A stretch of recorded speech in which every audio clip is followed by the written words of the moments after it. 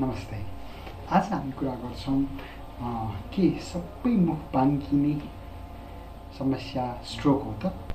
किनकि मैले दिनानुदिन आफ्नो ओपिडीहरूमा चाहिँ यही प्रश्न गरेर आउँछु, मेरो मुख अचानक बाङ्गियो कि यो मस्तिष्कघात हो त भनेर तर्सेर हतार हतार आइरहेको हुनुहुन्छ। किनकि यहाँभन्दा अगाडिको भिडियोहरूमा चाहिँ मैले मस्तिष्कघातको लक्षणमा सबैभन्दा प्रमुख लक्षणमध्ये चाहिँ अनुहार बाङ्गिने भन्ने थिएँ।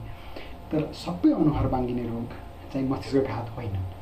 कुनै कुनै भन्छौँ कि हामीले मस्तिष्कमा समस्या भयो भने मस्तिष्कघात भन्ने, तर कहिलेकाहीँ चाहिँ मुख बाङ्गिने चाहिँ मस्तिष्कघातबाट निस्किने नसाको बाटोमा भयो भने पनि हुन्छ। त्यसलाई चाहिँ हामीले फेसियल नर्भ पाल्सी अथवा बेल्स पाल्सी भन्छौँ। यो चाहिँ प्राणघातक हुँदैन, यसमा चाहिँ हामीले साधारण दबाईले ठिक पार्न सक्छौँ। बेल्स पाल्सी अब बुझ्नुभयो नि, सबै मुख बाङ्गिने रोग मस्तिष्कघात होइन भनेर।